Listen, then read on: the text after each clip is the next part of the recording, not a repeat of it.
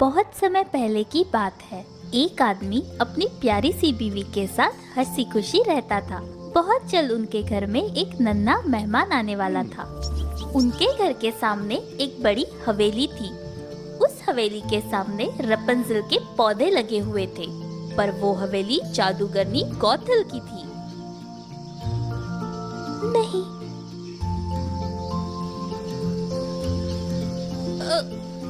पत्नी का मन थोड़ा बेचैन हो रहा था, इसलिए वो बालकनी के पास ताजी हवा खाने आ गई।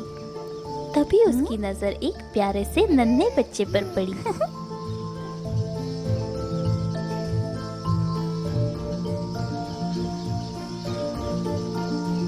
देखिए, वो बच्चा कितना प्यारा है। हाँ, वो बहुत प्यारा है।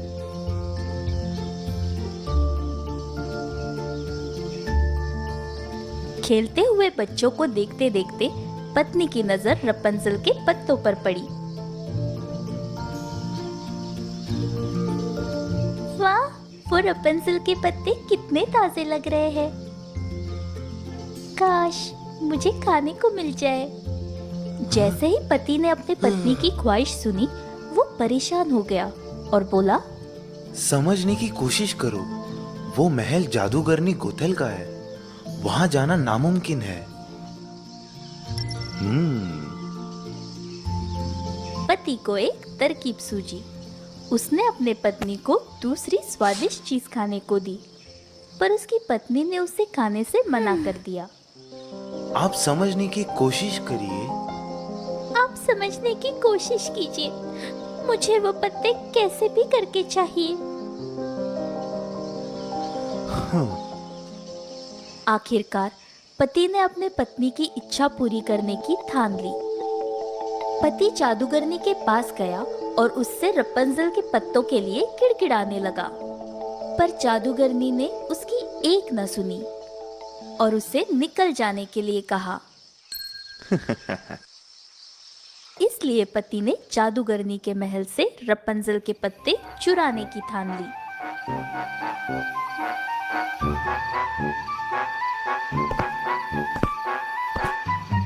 आधी रात को पति उस जादूगरनी के महल में चुपके से गया और वहां से कुछ रपंजल के पत्ते चुरा लिए।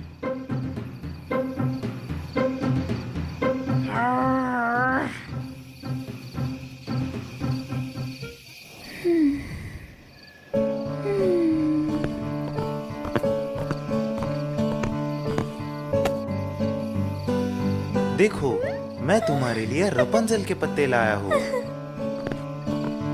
पत्नी ने अपने लिए रपंजल के पत्तों का सलाद बनाया और बहुत मजे से खाया।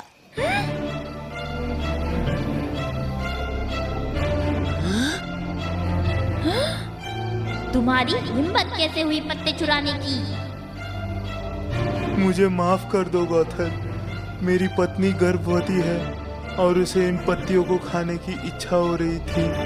पति को गिड़गिड़ाते देख जादूगरनी ने अपने शैतानी दिमाग में एक योजना बनाई। उसने कहा, ठीक है, पर तुम्हें रपंजल के पत्तों के बदले में तुम्हारा बच्चा देना होगा। नहीं, मैं ये नहीं कर सकता।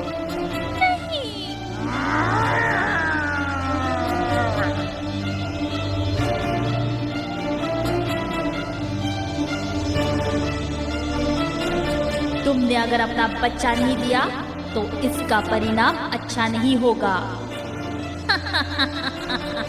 गौथल की धमकी से पति बहुत ज्यादा डर गया था, इसलिए उसने गौथल का कहा मान लिया। जैसे ही उनका बच्चा पैदा हुआ, दोनों ने शहर छोड़ने की कोशिश की ताकि उन्हें अपना बच्चा गौथल को ना देना पड़े।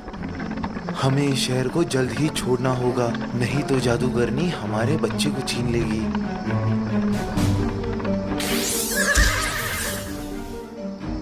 नहीं, ऐसा मत करो। गौथल बच्चे को ध्यान से देखकर उसका नाम रखने का सोचती है। तुम्हें मैं रपंजल के नाम से पुकारूंगी, जिन पत्तियों की लालसा तुम्हारी माँ को थी। गौथल बच्चे की बहुत ही अच्छी तरीके से परवरिश करने लगी। बहुत साल बीत चुके थे। अब रपंजल गोथल की निगरानी में पल रही थी। उसके बाल घने, लंबे और सुनहरे हो गए थे।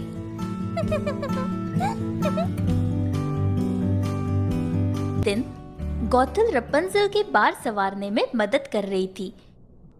तभी वहां एक जादूगर प्रकट हुआ। ये जादूगर और कोई नहीं बल्कि गोथल के गुरु थे। गोथल, ध्यान से सुनो। अब वक्त आ गया है कि तुम दोनों मेरे मीनार में रहने के लिए चलो।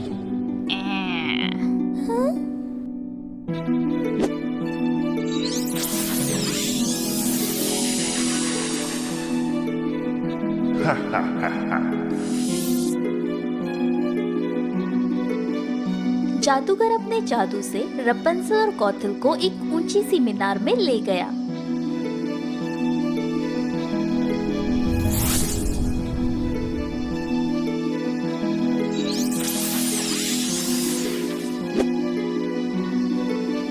गोथल, मैं अब थोड़ा आराम करना चाहता हूँ, इसलिए ये मीनार मैं तुम्हारे हवाले कर रहा हूँ। इस मीनार का ठीक से ध्यान रखना, वरना अच्छा नहीं होगा।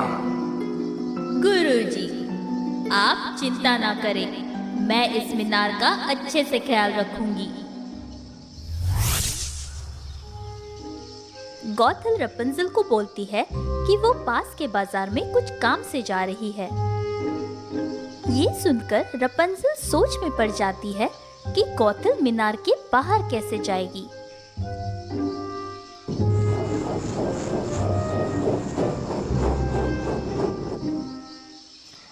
रपंजल, मैं जैसे ही वापस लौटूंगी मैं तुम्हें नीचे से आवाज दूंगी। रपंजल, रपंजल, अपने बालों को नीचे छोड़ो। और तुम अपने घने लंबे बाल छोड़ देना। ठीक है।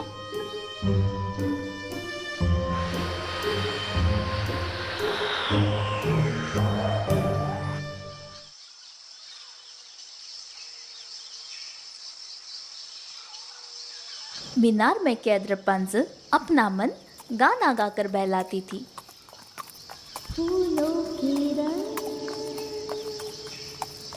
है मेरे संग, यूं ही गाऊं। ये कौन है जो इतना अच्छा गा रही है?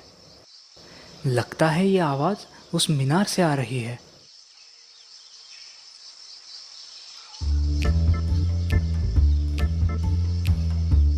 जब राजकुमार पेड़ के पीछे छिपकर गाना सुन रहा था, तभी उसने देखा कि गोथल मीनार के पास आती है और जोर से आवाज देती है, रपंजल, रपंजल, अपने बालों को नीचे छोड़ो।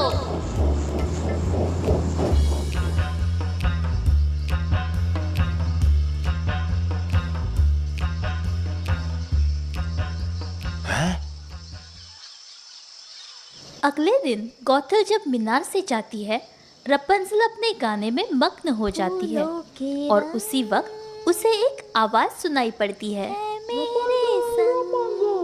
अपने बालों को नीचे छोड़ो।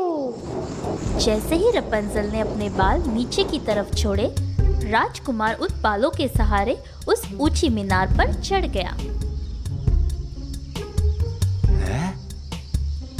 राजकुमार को अपने सामने देखकर रपंजल घबरा गई।